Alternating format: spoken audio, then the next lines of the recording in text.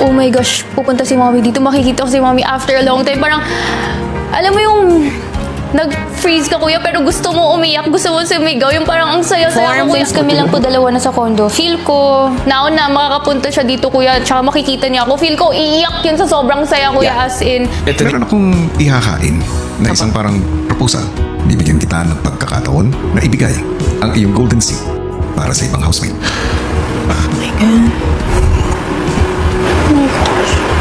Kapag ibinigay mo ito sa iba, ay hindi na makakapunta o makaka-attend ang iyong nanay para makita ka sa iyong performance.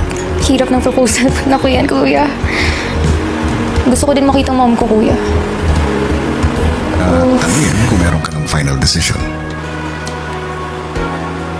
As much as I want to give it to others, kuya, especially sa mga closest ko dito na alam kong gusto din makita yung mga moms nila, need ko po talaga makita si mommy na, especially ever since na lumabas po yung pinaka-closest ko po dito sa bahay. Medyo nawalan po ako ng gana.